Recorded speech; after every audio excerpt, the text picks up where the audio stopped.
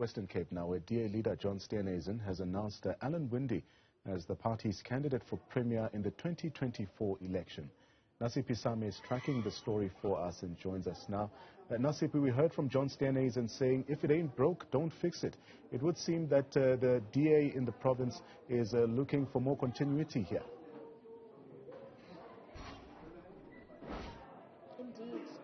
Also speaking about the fact that DA-governed province is going to be an example, should be an example to other provinces, touching on the fact that a number of citizens throughout the country are moving to the Western Cape, saying that if other provinces are DA-governed then there will be no need for various citizens to be moving or flocking to the Western Cape. But to talk to us more in regards to not only how he's feeling, I'm joined by Alan Winde, Premier candidate for the 2024 election. Sir, thank you so much for your time. But you spoke at length about the plans that you have for the province.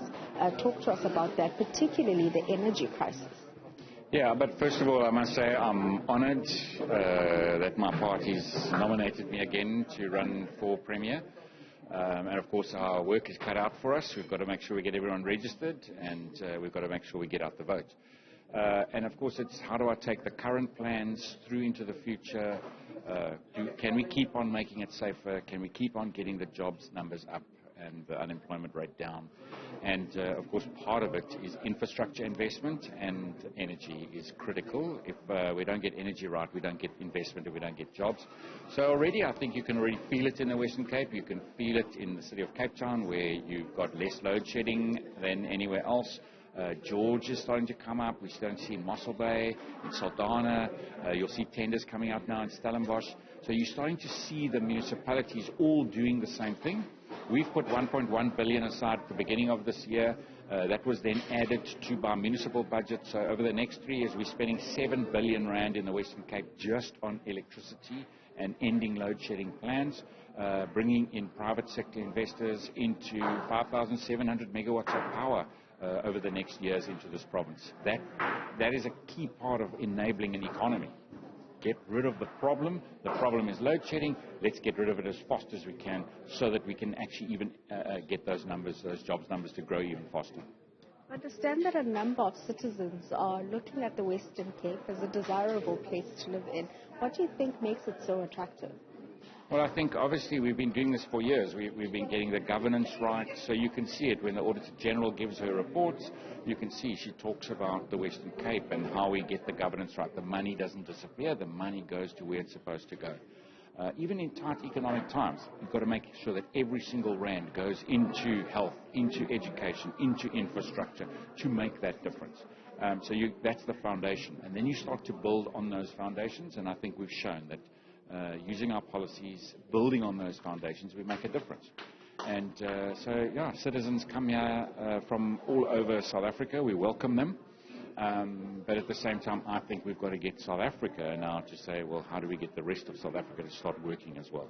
I think, we owe it to our citizens. 30 years into democracy, this is a critical election coming up.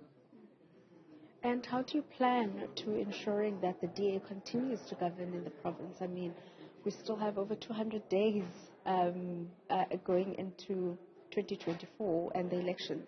Yeah, so the next 270 is my estimation. And so the big focus right now is make sure that everybody's registered to vote.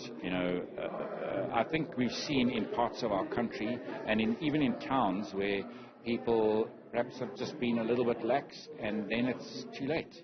And you've first got to be registered. So our big fight now must be, or our big campaign now must be, let's get people registered. All those people who've come here to this province who said, yeah, we want to come here for education, we want to come here for opportunity in jobs, register. Come and register. Don't just come. So everybody who's moved here, we've got to go and get registrations up, because also you can't vote unless you're on the voters roll. So that's my first mission. When I leave here, I'm hitting the streets. I'm going to go and register people. And then, of course, that'll be the kickoff to the campaign now for the next 270 days. I mean, you spoke about the safety plan, and I would like you to just, Paint a picture for us how a safety plan for the Western Cape looks like, taking into account as much as the crime rate has slightly decreased. There are still a number of communities that are gang infested and people basically being held hostage by criminals. So how does that safety plan look like for the Western Cape? So if I go back 5 years, when I was in the same position, nominated as the candidate, going into an election and then winning an election, and I campaigned on devolution of policing powers, we still don't have that right. I still believe in South Africa that is exactly what needs to happen, and I'm pretty sure if you start to ask even the Gauteng Premier currently, would he like devolution of policing powers, I actually think he's going to start to say the same thing, looking at what he's doing. But so I campaigned on devolution. I didn't get devolution, but what I did then is say, well, I'm not going to stand back and say, well, everything's up to SAPS and the criminal justice system. We put, according to that plan, LEAP officers in place. We deployed those LEAP officers to the crime hotspots so that Nyanga is no longer the murder capital of South Africa. We even saw it drop below the 30th. I see it's come back up again. We've got to zoom back in again. Why? And we've got to actually go and keep on deploying, because when we deploy according to the plan that we've put in place, we can see it was 14% in the first part of the year. It's now slowed a bit, it's 5.5%, but it's a decrease in murders. We've seen in the rest of the country, we're actually seeing it going up.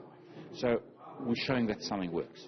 We've seen gender-based violence, a 10% reduction in reported rape cases marked, but again, a decline.